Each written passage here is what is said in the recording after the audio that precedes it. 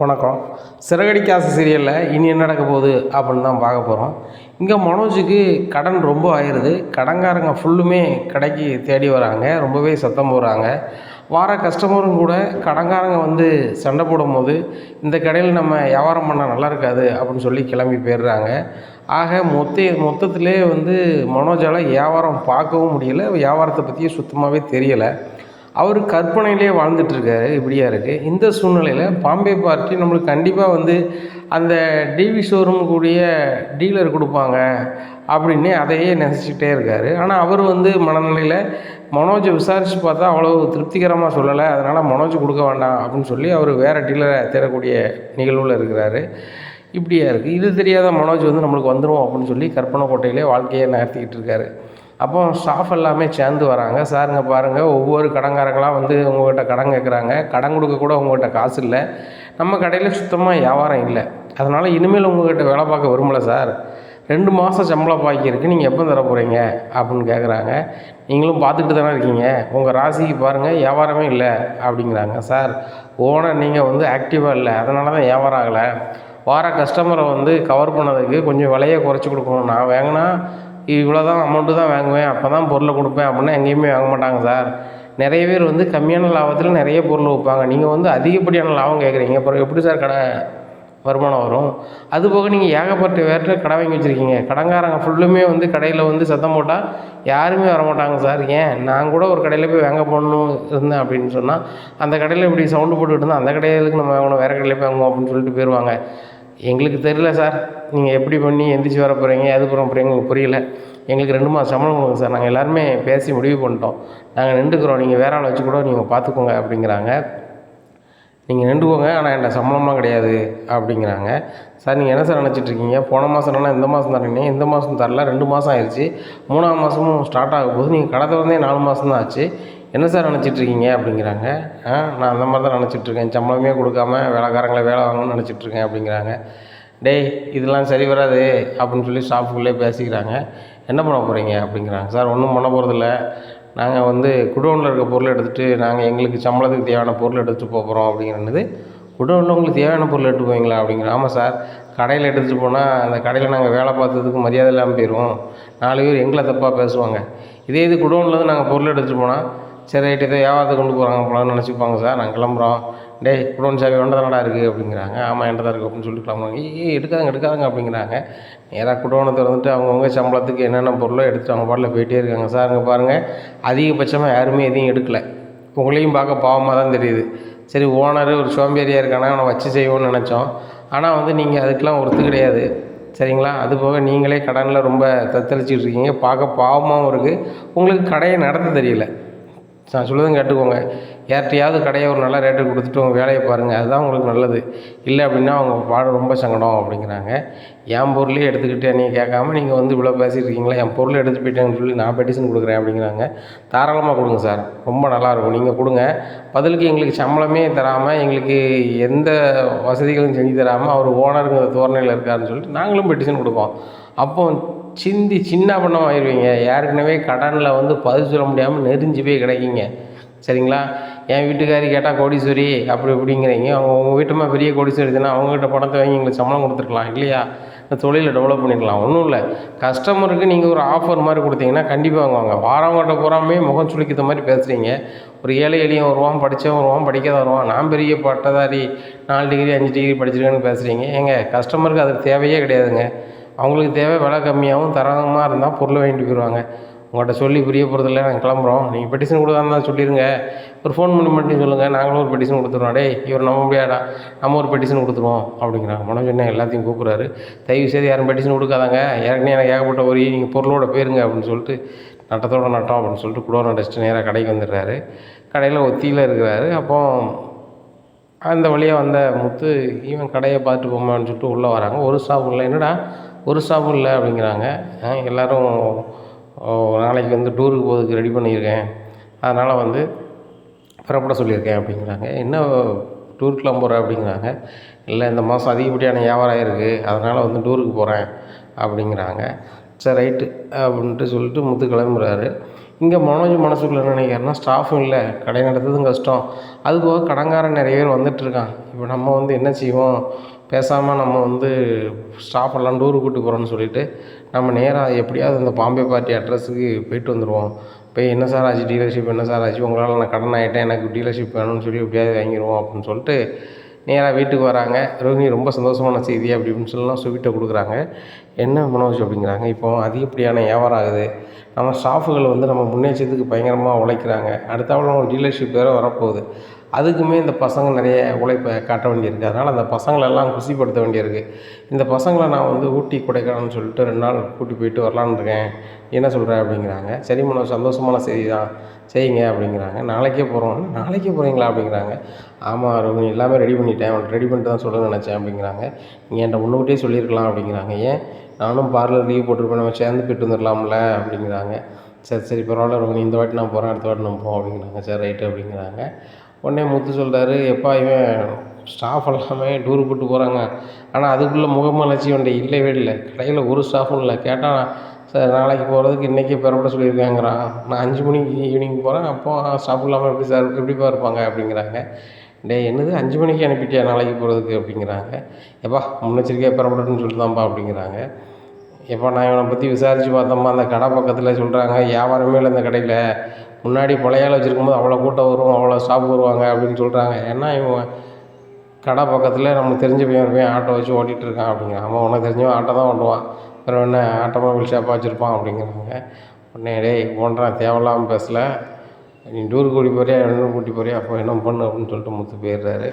எங்கள் அண்ணாமலை சொல்கிறாங்க, இங்கே பாரு மனோஜ், நீ கடை வந்தே 4 மாதம் தான் ஆச்சு, இதில் டூருக்கு கூட்டி போகணுன்னு அவசியம் கிடையாது, வாழ்க்கையில் முன்னேறி வருவதற்கு நல்லா உழைக்கணும் நீ அப்படிங்கிறாங்க. எப்பா தினம் உழைச்சிட்டு தான் இருக்கேன் அப்படின்னு சொல்லிட்டு நேரம் ரூம் பார்த்து போயிடுறாங்க. இங்கே மனோஜுக்கு பயங்கர ஒரி, கடங்காரன் எவனும் வீட்டுக்கு வந்துடக்கூடாதா, 2 நாளில் எப்படியாவது அவர் பாம்பே பார்ட்டிகிட்ட பேசி அந்த டீலர்ஷிப் அதிகாரப்பூர்வமாக வாங்கிட்டோம் அப்படின்னு சொன்னால் எந்த கடங்காரனும் வீட்டு பக்கத்தில் வரமாட்டான், பெரிய ஆளாயிடுவான் மனோஜ் பையன் வாங்கிக்கலாம்னு நினச்சிருவான். ஆனால் வந்து நம்மளுக்கு டீலர்ஷிப் வராதனால லேட் ஆகுதுனால எல்லாரும் வந்து கிளம்புறோம் வந்து கேட்டுக்கிட்டு இருக்கான், ஒன்றும் பண்ண முடியாது. இந்த சப் டீலரும் அடிக்கடி வந்து பார்த்தானுங்க, இப்போ ஒருத்தனை நம்மகிட்ட வரல, என்ன கதையே தெரில அப்படின்னு சொல்லிட்டு நினச்சிட்டு இருக்காரு. அப்போ கூட நம்மளுக்கு லேட் ஆகுது அப்படின்னு தான் நினச்சிட்டு இருக்காரு, தவிர்த்து நம்மளுக்கு நம்ம தரமாட்டாங்க, நம்மளை பற்றி விசாரிச்சிருப்பாங்களோ அப்படிங்கிற மனநிலையும் மனோஜ் இல்லை. ஏன்னா மனோஜ் வந்து எப்போவுமே தன்னை பெரிய ஆள் மாதிரி நினச்சிக்கிட்டு தான் உலகத்துலேயே அதிகமாக படித்த மாதிரி அவர் சிந்தனை பண்ணிக்கிட்டு தான் பெரிய பில்டப் பண்ணது மாதிரி அவர் பில்டப் பண்ணிட்டு அலைகிறாரு. பாம்பே போனால் தானே இவரோட லட்சணம் அங்கே தெரியும். என்ன இப்படியா இருக்குது. இந்த சூழ்நிலையில் வந்துட்டு மனோஜ் வந்து பாம்பே கிளம்பக்கூடிய வேலையை பார்க்குறாரு. மறுநாள் காலையில் விடியுது, இவர் பாம்பே கிளம்பி போயிடுறாரு. இப்படியா இருக்குது. அப்போது பேங்க்லேருந்து நிறைய ஸ்டாஃப் வராங்க, வந்துட்டு இந்த மாதிரி மனோஜ் சார் இருக்காங்களா அப்படிங்கிறாங்க. உடனே ஆண்டி மனோஜை பார்க்க வந்திருக்காங்க, மனோஜ் வந்து பிஸ்னஸ் சம்மந்தமாக தான் வந்திருப்பாங்கன்னு நினைக்கிறேன் அப்படின்னு சொல்லிட்டு உட்காருங்க எல்லோரும் உட்காருங்க அப்படிங்கிறாங்க. மீனா காஃபி கொண்டாங்க அப்படிங்க, எல்லோரும் காஃபி கொடுக்குறாங்க. நான் தான் மனோஜோட அம்மா அப்படிங்கிறாங்க. இந்த வீடு என் பேரில் தான் இருக்குது அப்படிங்கிறேன். அப்படியா, வீடு உங்கள் பேரில் தான் இருக்கா, ஒன்றும் பிரச்சனை இல்லை. கடை அப்படிங்கிறாங்க, கடை மனோஜ் பேரில் இருக்குது அப்படிங்கிறாங்க. சரி சரி சரி ஒன்றும் பிரச்சனை இல்லை.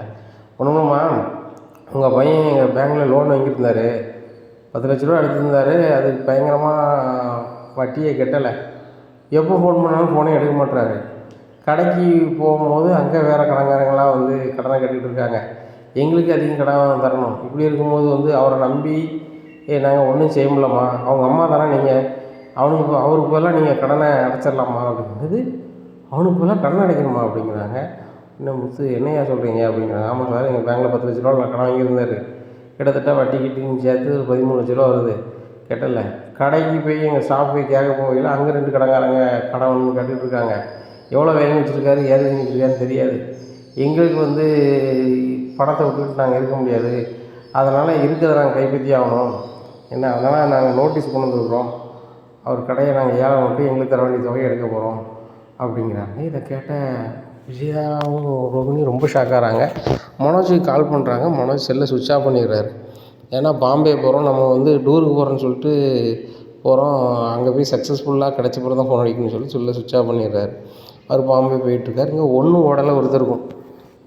என்ன நடக்குது எது நடக்குன்னு ஒன்றும் புரியல. அப்போ அண்ணாமலை கேட்குறாங்க, சார் என்ன தான் நடக்குது அப்படிங்கிறாங்க. சார் இங்கே பாருங்கள், கிரெடிட் கார்டில் லோன் வாங்கியிருந்தார் மனோஜ், கெட்டவே இல்லை, அது வட்டி குட்டியெல்லாம் போட்டு இவ்வளோ வந்துருச்சு, 13,00,000 வந்துருச்சு. அவர் கட்டுற மாதிரி இல்லை. எங்களுக்கு என்ன பயம்னா, மனோஜுக்கு வந்து வியாபாரம் ஆரம்பித்தே 3 மாதம் தான் ஆயிருக்கு, 3 4 மாதம் நடக்குது. ஸ்டாஃபுக்கு ஒழுங்காக சம்பளம் கொடுக்காம ஸ்டாஃப் வந்து வேலையை விட்டு நின்ட்டாங்கன்னு சொல்கிறாங்க பக்கத்தில் விசாரிச்சாக்க. அது போக ஏகப்பட்ட கடன்காரங்க வராங்க. இவர் வந்து பெரிய ஒரு டீலர்ஷிப் எடுத்து நடத்த போகிறேன் அப்படி இப்படின்னு சொல்லிட்டு ஏமாற்றிட்டு இருக்காரு. ஆனால் டீலர்ஷிப் கொடுக்குறவங்களுக்கு விருப்பம் இல்லாத மாதிரி தெரியுது. சப் டீலர் எல்லாருமே புலம்புறாங்க. சப் டீலருமே ஒரு சிலவங்க வந்து இவர்கிட்ட அட்வான்ஸ் மாதிரி கொடுத்துருப்பாங்க போல். மனோஜ் வந்து அனாவசியமாக செலவு பண்ணிவிட்டு எங்கள் பணத்தை எதுவும் கட்டலை. நாங்கள் மற்ற கடன்காரங்க மாதிரி அலைஞ்சிட்டு கிடக்க முடியாது. அதனால தான் வந்து நாங்கள் இப்போ ஏலம் விட்டு எடுக்க போகிறோம் அப்படின்னு சொல்லிட்டு அந்த நோட்டீஸை வந்து நாங்கள் கடன் முன்னாடி ஒட்டிட்டோம். அவர் வீட்லேயும் வந்து தகவல் சொல்லணும்னு சொல்லிட்டு தான் சொல்கிறோம். நீங்கள் கதவுல ஒட்டிடுங்கன்னு சொல்லிட்டு கதவை ஒட்டிடுறாங்க. முத்து சொல்கிறாரு, அவன் கடைக்கும் வீட்டுக்கும் சம்மந்தம் கிடையாது, அவன் கடையை ஏலம் விடுங்க, என்னவும் செய்யுங்க அப்படிங்கிற. முத்து உங்கள் வாயை மட்டும் சும்மா இருங்க அப்படிங்கிறாங்க. என் வீட்டுக்காரர் பிஸ்னஸ் விஷயமாக தான் வந்து அந்த வேலை பார்க்குற ஸ்டாஃப் எல்லாமே வந்து டூருக்கு கூட்டி போயிருக்காரு. உங்களுக்கு கிடைச்ச தகவல் எல்லாமே பொய்யானது. மனோஜுக்கு நல்லாவே லாபத்தில் நடத்திட்டுருக்காரு. உங்கள் கடன் கட்டதெல்லாம் பெரிய மேட்ரு கிடையாது. அவர் வந்தோடனே டியூவாக கட்டி உங்கள் பிரச்சனையெல்லாம் முடிச்சிடுவார், ஒன்றும் பிரச்சனை இல்லை அப்படிங்கிறாங்க. பார்த்துக்காங்கம்மா, ஒரு நாள் டைம், நாளைக்கு வந்துட்டாருன்னா சரியாக போச்சு, இல்லைன்னா நாங்கள் ஏலம் விடுவோம் அப்படிங்கிறாங்க. இங்கே ரோகிணிக்கு ரொம்பவே கஷ்டம். ஒரு நாளைக்கு ஏலம் விடுவான்னு சொல்கிறாங்களே அப்படின்னு சொல்லிட்டு மனோஜுக்கு மறுபடியும் கால் பண்ணியிருக்காங்க. மனோஜும் செல்ல சுவிட்ச் ஆஃப் பண்ணிட்டாரு. என்ன மறுநாள் காலையில் ஆகுது. எங்கள் ஏலம் விட நோட்டீஸ் எல்லாம் விட்டாச்சு அப்படின்னு சொல்லிட்டு ஏலத்துக்கு ரெடிலாம் பண்ணிடுறாங்க. இங்கே முத்துக்கு மனசே கேட்கல. கூட பிறந்த அண்ணன் என்ன பண்ணுறது ஒன்றும் புரியல, நம்மளுக்கு உதவி பண்ண இடத்துல நம்ம இல்லையே அப்படின்னு சொல்லி ரொம்பவே குழப்பத்தில் கார் ஓட்டிகிட்டு இருக்காரு. அப்போது பின்னாடி யார் இருக்கான்னு பார்த்தா சத்யாவோட பிரின்ஸ்பாலோட மக அவங்க ஹஸ்பண்ட் உட்காந்துருக்காங்க. முத்து, உன்னை நினச்சா ரொம்ப சந்தோஷமாக இருக்குது அப்படிங்கிறாங்க. ஏன் சார் அப்படிங்கிறாங்க. இல்லை, என் மகளும் மருமகனும் பிரிஞ்சுருந்தாங்க. எங்கள் மருமகன் ரொம்பவே தவறான பழக்கத்துக்கு போனார். அவரை மாற்றி நல்ல பையனாக கொண்டு வந்ததுக்கு ரொம்ப நன்றி. எவ்வளவோ டிரைவர் இருக்காங்க, எனக்கு சொந்த கார் கூட இருக்குது. ஆனாலும் எதுக்கு உங்களை அமர்த்தினோம்னா உங்களுக்கு ஒரு வேலை கொடுக்கணும், எங்களுக்கு மிகப்பெரிய உதவி செஞ்சுருக்கீங்க அப்படிங்கிறனால தான் அப்படிங்கிறாங்க. உடனே ஆமாண்ணே, நானும் வாழ்க்கையை புரியாமல் இருந்தேன் அப்படின்னு சொல்லி அந்த பிரின்ஸ்பாலோட மருமகனும் பேசுகிறாங்க. பரவாயில்லண்ணே அப்படிங்கிறாங்க. உடனே அந்த பிரின்ஸ்பால் கேட்குறாரு, தம்பி உங்கள் முகம் வந்து எப்போவுமே சந்தோஷமாக இருக்கும், இப்போ ஏன் ஒரு மாதிரி இருக்குது அப்படிங்கிறாங்க. ஒன்றுமில்ல சார், என் கூட பிறந்த அண்ணன் சார், அவன் ஒன்றத்துக்கு ஆக மாட்டான். என் மாமனார் பணம் தந்தார் அப்படின்னு சொல்லிட்டு ஒரு ஃபர்னிச்சர் கடை ஆரம்பித்தான் சார். 3-4 மாதம் தான் ஆச்சு. அதுக்குள்ளே கடையை மூடி போட்டு எங்கே போனான்னு தெரியல. கடையே அவன் வாங்கின கடனுக்கு ஏலம் போடுதாங்க. கேட்டால் வீட்டுக்கார்ட்டிக்கிட்ட கேட்டால் வேலை பார்க்குற ஸ்டாஃப் ஒரு இடத்துக்கு கூட்டி போகிறேன் டூருக்கு அப்படி இப்படின்னு சொல்லிட்டு சீனை போட்டு போனாங்காங்க. என்ன செய்யனே தெரியல. கடை வந்து அவனை விட்டு போயிடும். ஆனால் அவன் கடையை வந்து லாபமாக நடத்தலை. கடை எப்படி நடத்தினே தெரியல. ஆனால் கடையை நடத்த கொஞ்ச நாள்லேயே இப்படி கடையை கொடுக்குற மாதிரி ஆகிடுச்சு சார். எங்கள் அப்பா தான் ரொம்ப ஃபீல் பண்ணிட்டாங்க. நிறைய பேர்கிட்ட என் பையன் வந்து அந்த இடத்துல ஃபர்னிச்சர் கடை வச்சுருக்கான்னு பெருமையாக எங்கள் அப்பா சொல்லுவார்.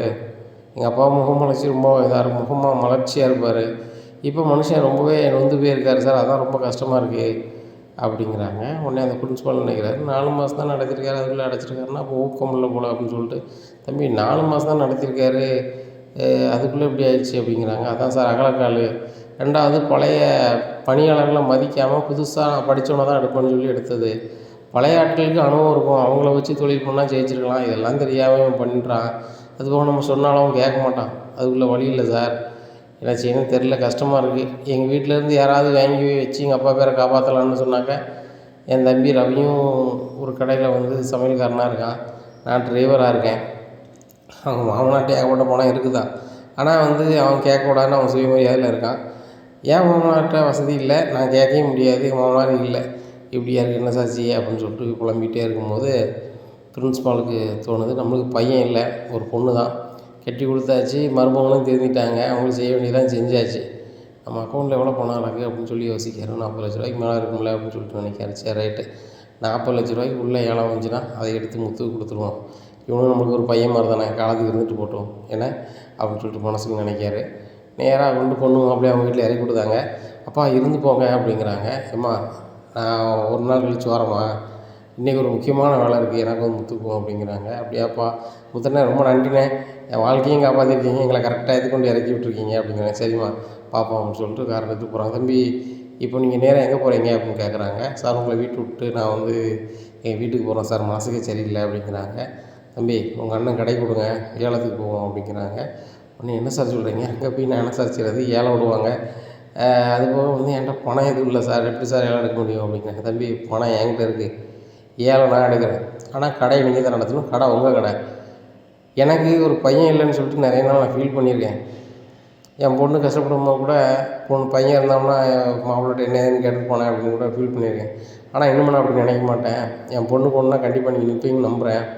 அந்த கடையை நான் உங்களுக்கு வாங்கி தரப்போகிறேன்.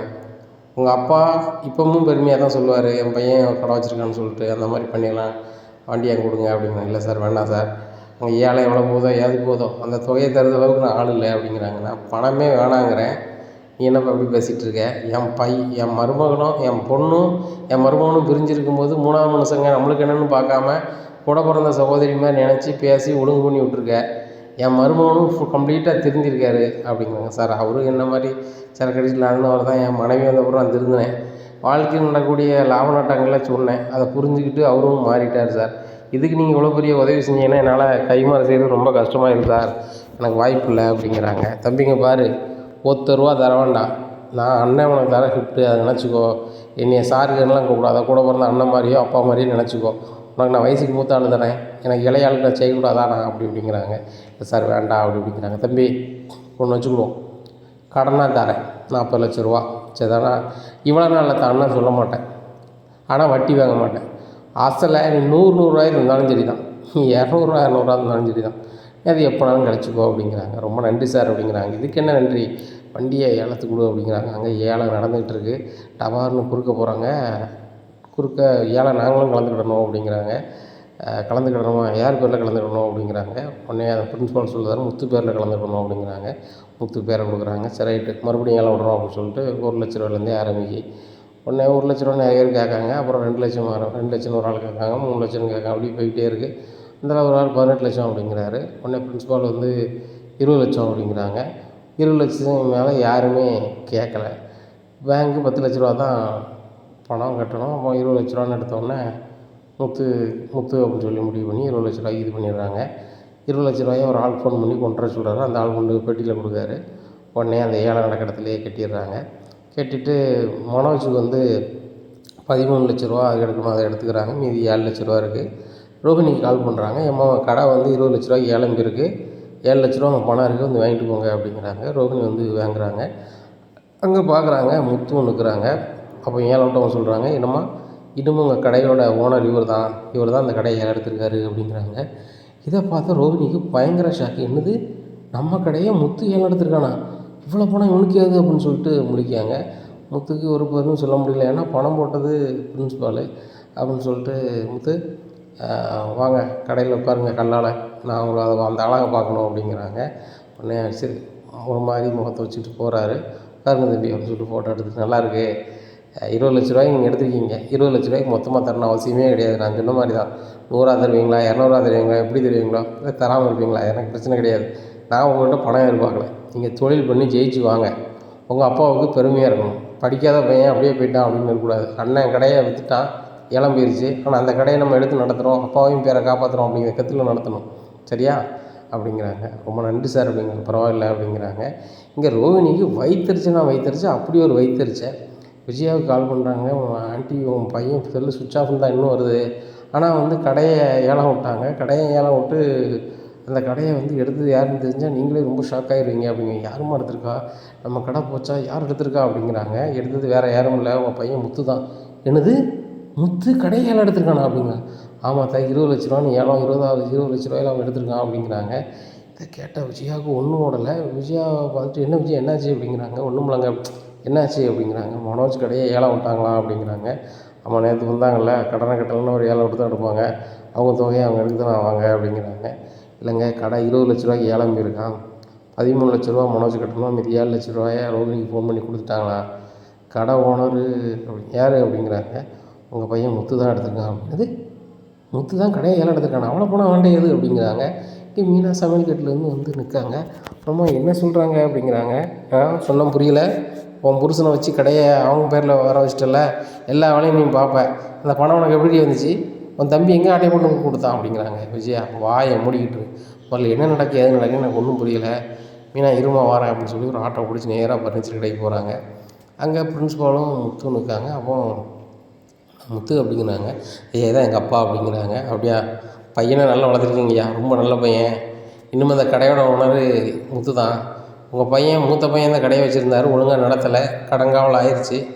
அந்த கடையை ஏலம் விட்டாங்க. அதே கடையை உங்கள் 2வது பையன் எடுத்துட்டாரு. ஒன்றும் பிரச்சனை இல்லை, இப்போவும் உங்கள் பையன் தான் அந்த கடையை வைக்க போகிறாரு அப்படிங்கிறாங்க. இவ்வளோ பணம் இவன்ட்ட எதுயா அப்படிங்கிறாங்க. இவன்ட்ட அவனுடைய நியாயத்துக்கு நான் கொடுத்தது காசு திருப்பி தர வேண்டாம்னு சொன்னேன், ஆனால் தந்தே தீருவாங்க. அதான்ப்பா 100 100 200 எப்போ எப்படி கொடுப்பியோ கொடு, இல்லை கொடுக்காட்டணும் பிரச்சனை இல்லைன்னு சொல்லியிருக்கேன் அப்படிங்கிறாங்க.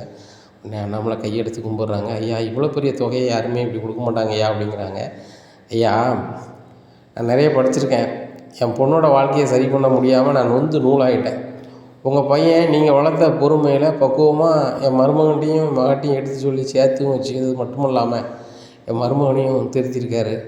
அதுபோக என் மகளுக்கே ஒரு வாழ்க்கையை கொடுத்த மாதிரி அமைச்சு கொடுத்துருக்காரு. இது மிகப்பெரிய ஒரு பெரிய மனசு வேணும்.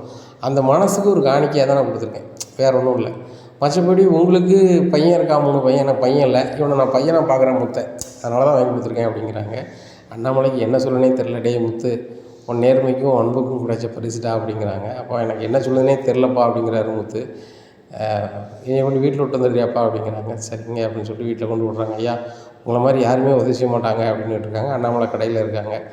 அங்கே பிரின்ஸ்பாலை விட்டுட்டு நேராக கடைக்கு வராங்க. அப்பா என்ன சொல்லுதுன்னு எனக்கு தெரிலப்பா, நான் ஒரு காரில் போகும்போது மனசு ஒரு மாதிரி இருக்கும்போது என்ன ஏதுன்னு கேட்டால் நான் சொன்னேன்ப்பா, தபார்னு ஏலத்தை கூப்பிட்டு வந்து ஏலம் எடுத்தாருப்பா, மனோஜ் கடையை நான் எடுத்து நடத்தணும் அப்படிங்கிறது என்ன எனக்கு என்றைக்குமே கிடையாதுப்பா அப்படிங்கிறாங்க. டேய் உன்னை பற்றி எனக்கு நல்லாவே தெரியும், ஆனால் உங்கள் அம்மா இதை வேறு மாதிரி தான் நினைக்கா, அண்ணன் கடையை நீ எடுத்து ஆட்டை போடணும் இது மாதிரி பண்ணிட்ட வச்சுட்டேன்னு நினைக்கா, அவன் கடனை நீ அடைச்சிட்டு தான் நீ வாங்கியிருக்கேன்னு அவளுக்கு இன்னும் புரியுத சிந்தனையில் இல்லை. ரோகிணியோ விஜயாவோ அப்படி இல்லை. இப்போ நீ கடையை நடத்துது நல்ல விஷயந்தான், இப்போ என்ன செய்ய போகிற, உனக்கு அந்த கடையை பற்றி ஒன்றும் தெரியாது வைக்காதுங்கும் போது முத்து சொல்கிறாருப்பா, ஏற்கனவே பழைய ஆட்கள் வேலை பார்த்தாங்க, எல்லோரும் வீட்டில் தான் இருக்கேன் அப்படின்னு சொல்லி ஒரு வாட்டி ஒரு இதில் வேலை பார்க்குற ஒரு ஆள் சொன்னார், அவங்கள போய் பார்க்கலான்னு இருக்கேன்ப்பா அப்படிங்கிறாங்க. நல்ல யோசனைடா, பழைய ஆட்களுக்கு கண்டிப்பாக அனுபவம் இருக்கும், கடையை வந்து இன்னொரு நாள் ஓப்பன் பண்ணலாம், முதல்ல அவங்கள போய் பேசலாம் வா அப்படின்னு சொல்லிட்டு கார் எடுத்துகிட்டு போகிறாங்க. பழைய ஸ்டாஃபெல்லாம் கூப்பிட்டு பேசும்போது, தம்பி உங்கள் அண்ணாச்சி கடையை ஒன்று எங்கள் வேலையை விட்டு போட்டாங்க, நாங்கள் கிட்டத்தட்ட 30 வருஷத்துக்கு மேலே அந்த கடையில் வேலை பார்த்துருக்கோம், அனுபவம் இருக்குது, ஆனால் சின்ன பையங்களை மாதிரி பரபரப்பாக இருக்க முடியாது, ஆனால் எங்களுக்குன்னு கஸ்டமர் இருக்காங்க, குறிப்பிட்ட கஸ்டமரு அப்படிங்கிறாங்க. கண்டிப்பாக ஐயா கடை ரெகுலராக திறக்கணும், நாளையிலேருந்து ஓப்பன் பண்ணி வந்துடலாமா அப்படிங்கிறாங்க. கண்டிப்பாக வந்துடலாம் அப்படிங்கிறாங்க. சரி ரைட் அப்படின்ட்டு எல்லார்ட்டையும் பேசிட்டு வந்துடுறாங்க. முத்து வீட்டுக்கு வந்தோடனே வீட்டில் பயங்கரமாக சண்டை போகுது. விஜயா பயங்கரமாக பேசுகிறாங்க. இப்போ பாருங்கங்க, நீங்கள் உங்கள் பையங்க அவன் கடையை ஆட்டையை போடுறதுக்கு என்னெல்லாம் பண்ணியிருக்கான் பாருங்கள் அப்படிங்கிறாங்க. விஜயா புரிஞ்சுக்கிட்டு பேசுதியா புரியாமல் பேசுதியா, கடை ஏலம் இருக்குது, முத்து கடை இன்னொரு ஆள் எடுக்க போகிறாங்க, ஆனால் கடை முனைச்சி கிடையாது, கடை வந்து அவன் கடனுக்கு நீத்து போச்சு. என்ன வேறு யார்ட்டையும் போனால் வந்து நம்ம குடும்பத்துக்கு தான் அசிங்கம். இப்போ அண்ணாமலை போனவன் கடை வச்சுருக்கான்னு சொல்லுற இடத்துல இப்போவும் அண்ணாமலை தான் கடை வச்சுருக்கான், விஜயாம்மா தான் கடை வச்சுருக்கான், அதை புரிஞ்சுக்கா அப்படிங்கிறாங்க. இவ்வளோ பணம் அவனுக்கு எப்படிங்க வந்துச்சு அப்படிங்கிறாங்க. இவ்வளோ பணம் முத்து நேர்மைக்கும் அவனுடைய செயல்பாட்டுக்கும் கிடச்சிது. ஒரு பிரின்ஸ்பால் வந்து சத்யாவோட பிரின்ஸ்பால், இவங்க நல்ல பழக்கம். முத்து வழக்கத்தை புரிஞ்சுக்கிட்டு அண்ணன் கடை இப்படி ஏழாம் போதுன்னு இவன் ஃபீல் பண்ணும்போது எடுத்து கொடுத்துருக்காரு. பணமே வேண்டாங்காரு. ஆனால் இந்த முத்து தாரங்க, இவன் மனசை பாரு அவர் மனசையும் பாரு, இந்த மாதிரிலாம் பேசிகிட்டு இருக்காத அப்படின்ட்டு இருக்காங்க. உடனே யாருக்கும் ஒரு பதிலும் சொல்ல முடியல. விஜயாவுக்கு ரொம்ப ஏமாற்றமாக இருக்குது. அங்கே மனோஜ் பாம்பே போயிடுறாரு. பாம்பே போயிட்டு அவர் வீட்டில் போய் வாசலில் இருக்கார். அப்போ அதில் உள்ள ஸ்டாஃப் வந்து, இல்லை சார் உங்களை உள்ள அனுமதி இல்லை, நான் மனோஜ் வந்திருக்காருன்னு சொல்லிட்டேன், ஆனால் வேண்டான்ட்டார் அப்படிங்கிறாங்க. ஏன் வேண்டாங்கிறாரு, அவரை நம்பி நான் நிறைய கடை வாங்கி ஃபங்க்ஷன் ஏற்பாடெலாம் பண்ணேன், இப்போ திடீர்னு டீலர்ஷிப் தரலைன்னா நான் என்ன பண்ணுறது அப்படி இப்படிங்கிறாங்க. பாருங்கள் அவரை சந்திக்க விரும்பலை, நீங்கள் கிளம்புங்க அப்படிங்கிறாங்க. அப்போ இன்னொரு ஆள் உள்ளேருந்து வெளில வராது. சந்தோஷ் சாரை பார்த்தீங்களா அப்படிங்கிறாங்க. என்னை தான் வந்து நம்ம மாநிலத்துக்கு ஃபுல்லுமே வந்து டீலராக இது பண்ணியிருக்காங்க அப்படின்னு. என்னது உங்களே டீலராக இது பண்ணியிருக்காரா, டீலராக இனி தானே பண்ணுறேன்னு சொன்னாங்க அப்படிங்கிறாங்க. உங்கள் பேர் தான் மனோஜா, உங்களை வந்து வேண்டாம், சுறுசுறுப்பு வழி கிடையாது, அது போக சோம்பேறி, அவர் கை முதல்ல அவர் தொழில் ஆரம்பிக்கலை, அவங்க மாமனார் பணத்தில் தான் ஆரம்பிச்சிருக்காரு, அதனால் அந்த பணத்தோட அருமையும் தெரியல, அவர் பேக்ரவுண்டும் சரியில்லை, ஒழுக்கமும் சரியில்லை, அதனால் வந்து டீலர்ஷிப் மாத்திரன்னு சொல்லி தான் எனக்கு தந்தார். உங்கள் செல்லில் டிவி பேப்பர்லாம் வந்துச்சுன்னா பாருங்கள் அப்படிங்கிறாங்க. பார்க்குறாங்க, டீலர்ஷிப்பாக அறிவிச்சு அந்த விளம்பரம் போயிட்டுருக்கு. வீட்டுக்குள்ளே வந்து ரிப்போர்ட்டர்ஸ் எல்லாமே வந்துட்டாங்க, பின்வாசலில் போயிட்டாங்க, அவங்க எல்லாத்தையுமே அனுப்பிட்டாங்க அப்படிங்கிறாங்க. இதை கேட்டால் மனசுக்கு பயங்கர கடுப்பாகுது. அங்கேருந்தே கத்துறாரு. கத்துனோடனே வாட்ச்மேன் சொல்கிறாரு, கிளம்புங்க இதுக்கு மேலே நீ நிற்கக்கூடாது அப்படின்னு சொல்லிட்டு அனுப்பி விட்டுறாரு. மனோஜுக்கு என்ன செய்யனே தெரியல. சரி ரைட்டு புல்டப்பா வீட்டில் போய் நம்ம கடையை எப்படியாவது நடத்துவோம், வேறு வழி கிடையாது, சந்தோஷத்துக்கு போய் கொஞ்சம் பணத்தை வாங்கி கொஞ்சம் கொஞ்சம் கடத்தை கொடுப்போம் அப்படின்னு சொல்லிட்டு ஊர்லேருந்து இறங்குறாரு. இங்கே முத்து பழைய ஸ்டாஃப் வச்சு கடையை திறக்க ஆரம்பிச்சுட்டு கடை நடந்துகிட்ருக்கு. இங்கே முத்து அந்த கடையை வாங்கி நடத்துறது மனோஜுக்கு எந்த விஷயமும் தெரியல. அவரும் டூருக்கு போய்ட்டு வந்த மாதிரி சீனை போட்டுட்டு வீட்டுக்கு பண்டத்தை வாங்கிட்டு வராரு. அங்கே விஜயாவும் ரோகிணியும் ரொம்ப கடுப்பாக இருக்கிறாங்க. அப்போ ரோகிணி, நம்ம ஸ்டாஃபெல்லாம் பயங்கர சந்தோஷமாக இருக்காங்க, நம்ம ஸ்டாஃபெல்லாம் கூப்பிட்டு போய் ஊட்டியும் கொடைக்கானலும் பார்த்த உடனே, சார் சம்பளமே தர வேண்டாம், உங்கள்கிட்ட எப்பவும் நாங்கள் ஸ்டாஃபாக இருக்கோம்னு சொல்கிறாங்க, அந்தளவுக்கு இருக்குன்னா பார்த்துக்கோயேன் அப்படி இப்படின்னுட்டு இருக்காங்க. ரோகிணி ரொம்ப கடுப்பாக இருக்காங்க. அப்போ விஜயா பத்திரமா இருந்தாங்க, உங்களுக்கு பிடிச்ச ஸ்வீட்லாம் வாங்கிட்டு வந்திருக்கேன் அப்படிங்கிறாங்க. இதை கொண்டு என் தலையில் கொட்டு அப்படிங்கிறாங்க. எதுக்குமா தலையில் கொட்டணும், என்ன விஷயம் அப்படிங்கிறாங்க. என்ன விஷயமா, டேய் என்ன நடக்குடா அப்படிங்கிறாங்க. என்னம்மா இப்போ டூருக்கு போயிட்டு வரேன் அப்படிங்கிறாங்க. டேய் முட்டாள், உன் கடையே ஏலம் போயிட்டுடா அப்படிங்கிறது. கடையே ஏலம் போயிட்டா அப்படிங்கிறாங்க. நீ பேங்க்கில் லோன் வாங்கியிருந்தல, ஆமாம் அதை கட்டினியா அப்படிங்கிறாங்க. அதெல்லாம் கட்டிக்கலாமா, நீ ஏகப்பட்ட வேட்டை கடை வாங்கியிருக்கேன்னு சொல்லிட்டு அவங்க நோட்டீஸ் எல்லாம் போட்டு ஏலம் விட்டாங்க அப்படிங்கிறாங்க. என்னது ஏலம் விட்டாங்களா, என்கிட்ட எப்படி ஏலம் விடலாம், அதெல்லாம் நோட்டீஸ்லாம் கொடுத்துருக்காங்க, ஏலம் விட்டாங்க, இன்னும் ஒன்றும் செய்ய முடியாது, கடை ஓனரே மாறிட்டாங்க அப்படிங்கிறாங்க. என்கிட்ட யார் வாங்கினா அப்படி இப்படின்னு சொல்லிட்டு ரொம்ப தழைச்சிக்கிட்டு இருக்காரு. அந்த உங்கள் தம்பி முத்து தான் வாங்கியிருக்காரு, 20 லட்ச ரூபான்னு அவர் ஏலம் எடுத்துட்டாரு. இன்னும் 20 லட்ச ரூபா அவன் ஏலம் எடுத்துட்டானா, அவனுக்கு எது 20 லட்சம் அப்படின்னு சொல்லிட்டு இவர் ரொம்ப ஷாக் ஆகிறாரு.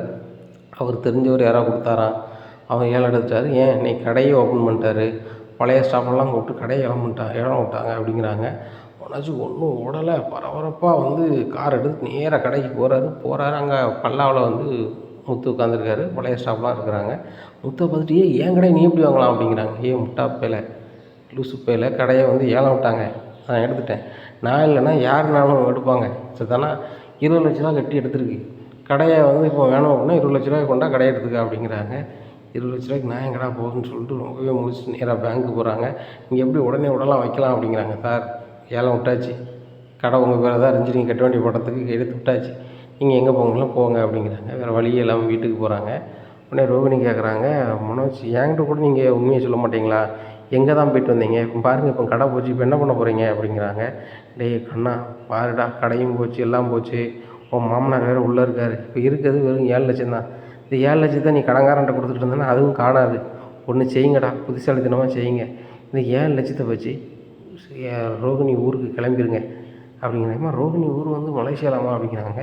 7 லட்சத்தை வச்சு போய்ட்டு வர முடியாதா அப்படிங்கிறாங்க. அது போய்ட்டு வந்துடலாமா அப்படிங்கிறாங்க. சரி ரைட்டு கிளம்புங்க, அங்கே போய் என் அப்பாவை பார்த்து பேசி பணத்தை கொண்டு வாங்க அப்படிங்கிறாங்க. இங்கே ரோகிணி திருதுன்னு முழிக்காங்க. நானே ஏகப்பட்ட பிரச்சனைகள் லாந்திக்கிட்டு இருக்கேன், தினேஷ் பிரச்சனை வேறு, இந்த சிட்டி பிரச்சனை வேறு, ஒவ்வொரு பிரச்சனையாக போய்கிட்டு இருக்கு, இதில் வேறு இவங்க வேறு இப்படி பண்ணிகிட்டு இருக்காங்களான்னு சொல்லிட்டு, ஆண்டி அவர் என்ன வெளியே இருக்கார் ஆண்டி, உடனே பார்க்க முடியும், அவர் உள்ளெலாம் இருக்கார் அப்படிங்கிறாங்க.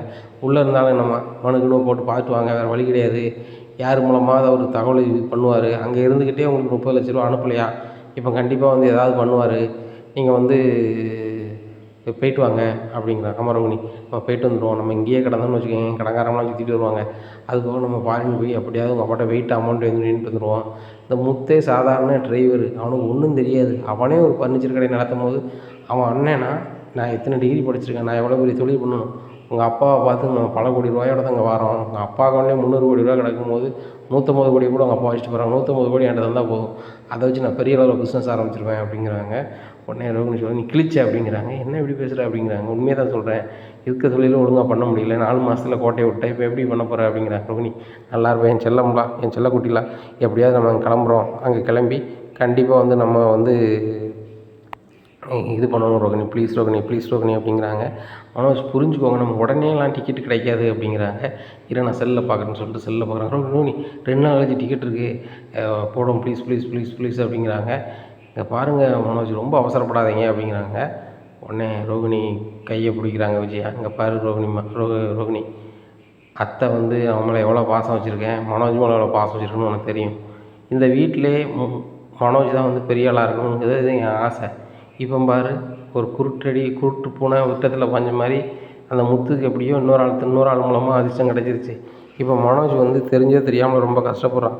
அவன் கஷ்டப்பட்டு நம்ம இருக்கிறத என்னால் பார்க்க முடியலம்மா, எனக்காக நீ மலேசியா போய்ட்டு வாம்மா, அங்கே போய் உங்கள் அப்பாவையும் உங்கள் சொந்தக்காரங்களையும் பார்த்து பேசு, உங்கள் அப்பாவை அதனால தான் உடனே ஹெல்ப் பண்ண முடியலனாலும் உங்கள் மாமா அங்கே தானே இருக்கார், உங்கள் மாமாட்ட பேசி ஒரு 50 லட்சம் வாங்கிட்டு வா வாங்கிட்டு வந்து இந்த முத்தை விட பல மடங்கு தொழில் பண்ணுங்கள். இல்லையா 20 லட்ச ரூபா கொடுத்து வாங்கியிருக்காங்களா, அதே 20 லட்சத்துக்கு கொடுத்து அந்த கடையை வாங்க, எதையாவது ஒன்று பண்ணுங்க அப்படிங்கிறாங்க. இதை கேட்ட ரோகிணிக்கு என்ன செய்யனே தெரியல, எப்படி நம்ம வாங்க முடியும், நம்மகிட்ட பணம் இல்லையா ஒன்றும் இல்லையா அப்படின்னு சொல்லி திருதுன்னு முழிக்காங்க. இனி என்ன நடக்கும் இந்த விஜயா வீட்டில் அப்படிங்கிறத பொறுத்திருந்து பார்க்கலாம். நம்ம சேனலை நீங்கள் மறக்காமல் லைக் அண்ட் சப்ஸ்கிரைப் பண்ணுங்கள். நன்றி, வணக்கம்.